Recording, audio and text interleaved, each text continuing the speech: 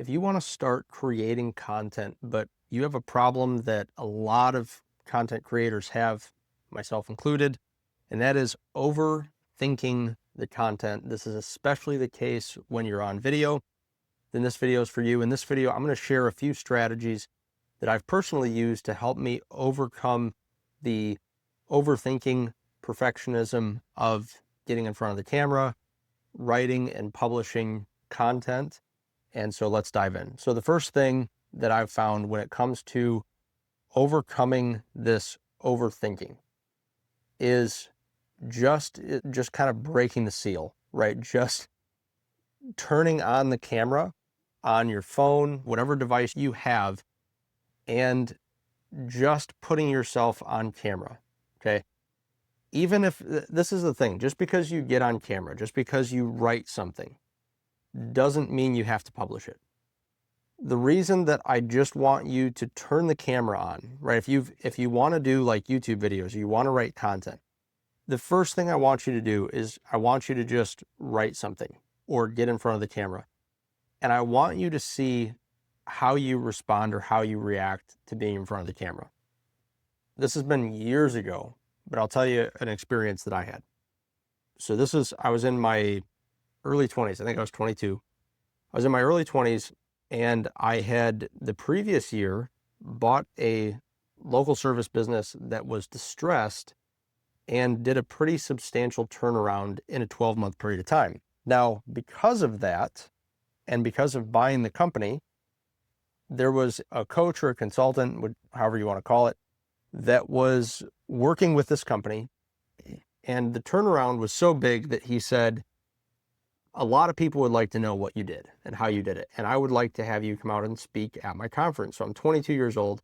I don't know what the heck I'm doing. All I did is I just went out and I talked about what I did to turn the company around. Now, that talk ended up producing the second highest volume of sales, of gross sales, at that conference. Not something I expected. I don't think it was something he expected, anybody expected. But it worked well. Now, after that talk and after those numbers, he said to me, you've got something here, right? He's like, I've never seen like a first time go work like this. He's like, you got to get in front of the camera. Okay. So this was my first attempt at creating content.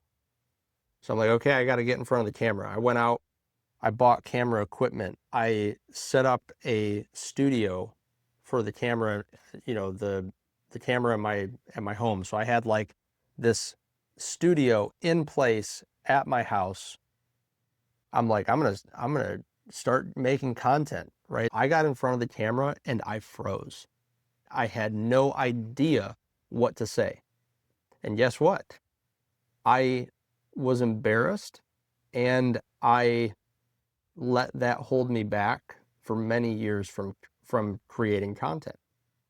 When the reality was, when he would ask me about it, I was just like, I'm just busy with other stuff. I'm running the company. I'm busy with other stuff. But the reality was I was scared to be in front of the camera because I got in front of the camera and I froze.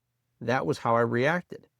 So the reason I'm saying just get in front of the camera, just whatever you're doing, just stop right now, get in front of the camera to like record a video and see how you respond, because that's how I responded. Now, what I did to handle that was not the right thing. I made excuses.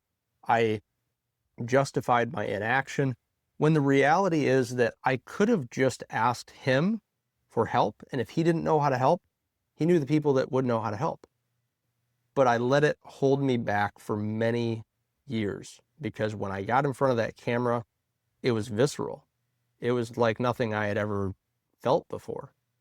And I felt like a fraud, and I felt like a failure, and all those different things that a lot of people feel. I froze. The funny thing was, when I was up on stage, I wasn't nervous. But as soon as the camera was there, I froze. So my point is, if you're going to do written content, okay, if you're going to do written content, write something and see how difficult it is. You can use AI, but I want you to write it the first time. I want you to try getting your thoughts out. If you're not a writer, try recording your thoughts, like on your phone, not in front of the camera. Just record, and then just put it through GPT or something and see what it can pull from that. Be like, make a LinkedIn post out of this. And it's not going to be great, but it's going to tell you like, what are you talking about, right? Now, I'm going to give you, that's the first thing, is just start and see how you respond. If you don't respond well, if you have a reaction like I do, or like I did, don't do what I did at the time. Don't make excuses. Just face it and ask for help. There's a lot of people that can help with that. And I'm going to give you some more help in this video. Okay. Which brings us to our second thing that you can do if you're afraid, if you're overthinking your content, any of those things. Okay. What I found that, again, I had people tell me for over a decade, you need to get in front of the camera. You need to get in front of the camera. I avoided it for over a decade. Okay. The thing that has helped me more than anything else is, one, when I got help for this and I'd go on stage and speak, which I don't do too often anymore, but when I would speak, I was not nervous and I could give an okay talk. And so when I got help, they asked, the coach that I worked with said, why is it that you're not afraid of getting on stage and speaking?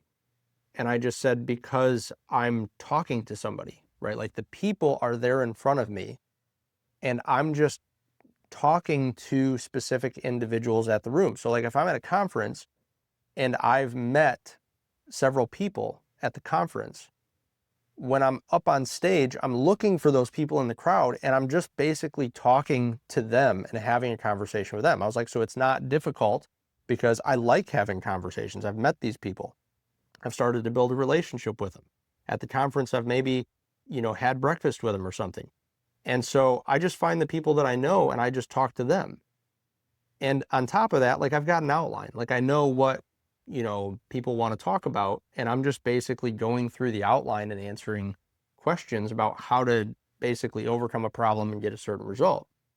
And my coach says, you know that they're recording those, right? They're recording those talks. So technically you're in front of a camera. It's no different. So that was one shift that helped me to overcome it. So the second is talk to somebody. When I have my camera up, I actually have the screen facing myself so that I can basically pretend like I'm talking to somebody. And people are like, oh, you're not looking into the camera, whatever it is. But if I can basically see another person in the camera and I can see myself, I just am pretending like I'm having a conversation. That makes it a lot easier. The third thing that has helped me to stop overthinking this is to basically understand what content creation is. In its simplest form, content creation is the answering of questions, right? But the reality is that content creation is about answering questions for especially if you want to use content creation to lead to getting new clients and new customers. Content creation is simply answering specific questions that your ideal customer avatar, ICP, is asking based on the stages of the sales process they're in, right? Based on their temperature, based on if they're unaware of their problem, if they're problem aware, if they're solution aware, if they're your solution aware, kind of that layout that Russell Brunson talks about. Based on where they're at in that process and in their journey, they're simply asking different questions. And generating content, creating content is simply the answering of questions. And if you're creating long form content, you're often answering one primary specific question and 3 to 5 additional questions, topics or long tail keywords, and then just convert them into a question. And if you do that, if you look at what your market is searching, they're searching for things online. They're searching for YouTube videos. They're searching GPT. They're searching Google. They're specifically doing that because they're trying to get answers to their questions. And they're asking those questions because they have a problem that's holding them back, that's hindering them from getting to their desired outcome, what they want to accomplish, what they're trying to get, right? As they encounter roadblocks, they ask questions about how to get over those problems. So once I understood that all I'm doing is answering questions, I just had to look at what are the questions that people are asking before they work with me. And instead of waiting and answering the questions one-to-one, I just make a list of questions each week and I choose which questions I want to answer with video or written content. And I simply open up my camera and record the answer to those questions. Now, the nice thing about this is this makes it so that you're leveraging both your personal experience. Like in this video, I shared some personal stories about my past and my experience of how these things have helped me, but you're doing so in a way that's basically just by answering that question, you're pre-framed to also get search intent volume. Whereas if you're just sharing an experience like a vlog style video, it may or may not go viral. People may like your personality, they may not, but there's no search intent necessarily with that experience. So when people are saying just get on video and share your experiences, that can work, but it doesn't work as well as if you're answering a specific question, because these algorithms with content are smart enough to know that as you're answering specific questions, they're able to see intent. All these platforms are now able to see intent, and they're able to align the proper keywords with the intent of the question that you're basically answering. And if a lot of people are searching for that, for the answer to that question, and you answer it better than everybody else, then your video will get more reach, more impressions, more virality, whatever you want to call it, as long as you're doing so consistently. But the thing is that if you're like me and a lot of other creators and a lot of other business people, it's really easy to just overthink this and make it more complicated than it needs to be. And the best way to move forward is to basically start taking action. You're going to learn more in one day of creating content than you will in 100 days of planning to create content. And I do think that planning is very important. I do think that after you get down some consistency and you stop overthinking, you're just like, I'm going to hit record every day until I get good at creating content, or I'm going to write something, even if it's just a tweet, every day until I get really good at writing content and find my voice.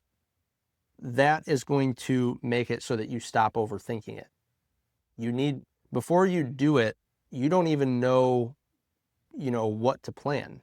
You don't know the workflow. You don't know where you're encountering errors and what's holding you back. And so the best thing that you can do is, just from what I've shared today, my hope is that you'll just, from what you've learned today, use the tactics that I found work for me to basically avoid this overthinking and avoid perfectionism, which just comes from taking immediate action. And it doesn't have to be big. And remember, you don't have to publish it, okay?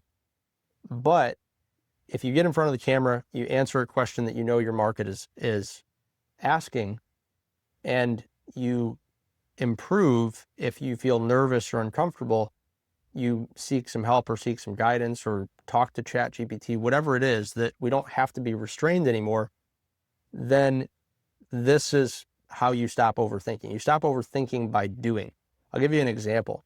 When I was 18, I moved out. I live in Maui now, but when I was 18, I lived in Kauai. I moved from Michigan to Kauai when I was 18 years old. And there was a place in Kauai called Kipu Falls. Kipu Falls was my favorite place in the world. I think it's closed now, but it was like this cool waterfall that you'd hike back to, and there was a rope swing on this tree, and there was a tree that was like 35 to 40 feet up that you could climb up on this branch and jump off. And it was like a waterfall you could jump off and dive off, and we would do flips off it. And one of the things I noticed was that when people would go up to the falls to jump off, which was like 15 to 20 feet, what I noticed was that the people who were up there who had the most fear were the ones who waited the longest to jump. And so when I would go up there, of course, we wanted to check to make sure it was safe. So we would do that first. But when I went up to jump, whether it was from the low end or the high end, as soon as I got to the edge, I jumped. I didn't delay, okay? Because delaying creates overthinking, overthinking creates fear, and that's what's holding you back. That lesson has stuck with me for many years, and it served me well in my business. And I think about that often when I do things. It's like, just do it. Just move forward, take action. And that's what I want to help you with today. So get in front of the camera. First step, open up camera, phone, whatever. If you are struggling because you're like talking into a void, turn it around so you can see yourself. If that helps, but you don't know what to say, think of a question, sit down and write down 3 to 5 questions that people have asked you before they've done business with you. And then pick one, turn the camera back on, face it toward you, and answer that question like you're talking to somebody who wants to do business with you.